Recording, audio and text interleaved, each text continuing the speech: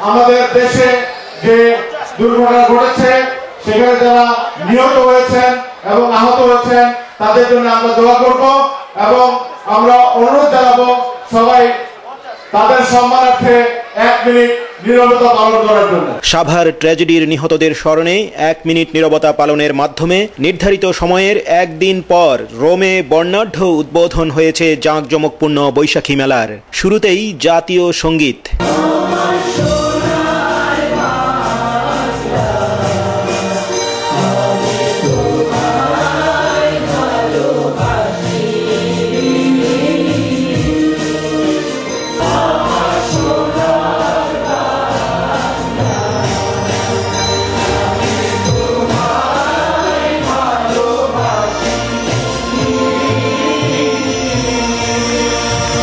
Ital Bangla association ও ধূমকেতু আয়োজিত বর্ষবরণ উৎসবে ইতালির রাজধানীতে প্রথম দিনেই যোগ দেন প্রায় 1010 Bangladeshi. Solitamente questo evento era un periodo nel quale i padroni fissavano la riscossione delle tasse sui raccolti, ma successivamente col passare del tempo è divenuto semplicemente un evento ricreativo, un evento culturale nel quale tutti quanti si incontrano e festeggiano questo momento tutti quanti insieme. Vi do il benvenuto al nostro evento, vi ringrazio per essere venuti e ringrazio anche l'associazione Ital Bangla e l'associazione Dhumketu. Spero che vi possiate divertire sia adulti che bambini.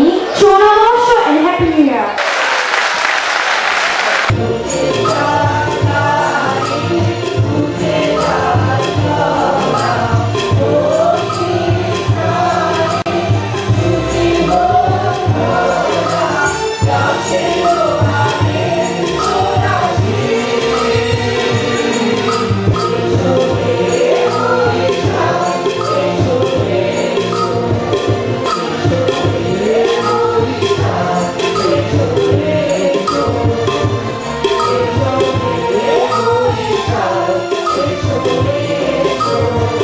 Awami League ও বিএনপির শীর্ষ নেতৃবৃন্দকে সাথে নিয়ে মেলার আনুষ্ঠানিক উদ্বোধন করেন ইতালিতে নিযুক্ত বাংলাদেশের রাষ্ট্রদূত শাহাদাত হোসেন।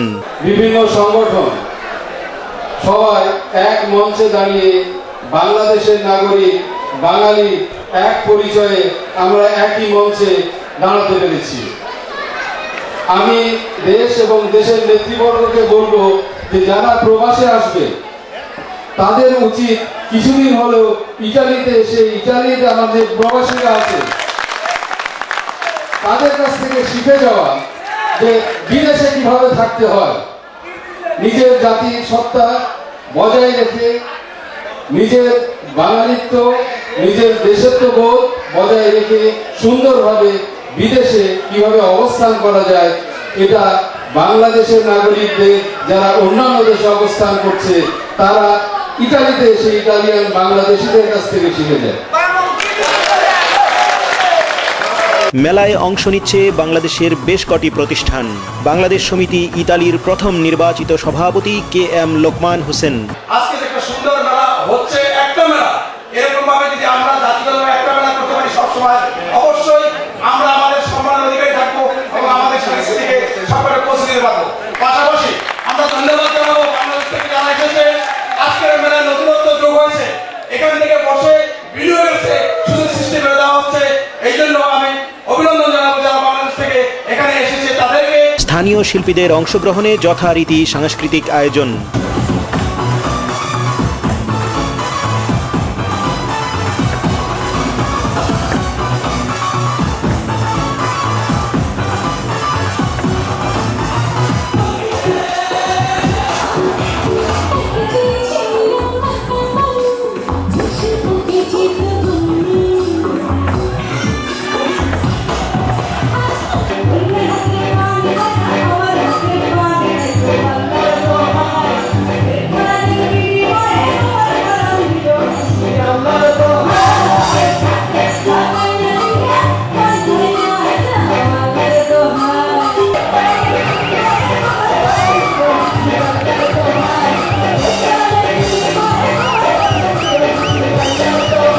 আসছে ছুটির দিনে মেলা আরও জমবে এই আশাবাদ আয়োজকদের।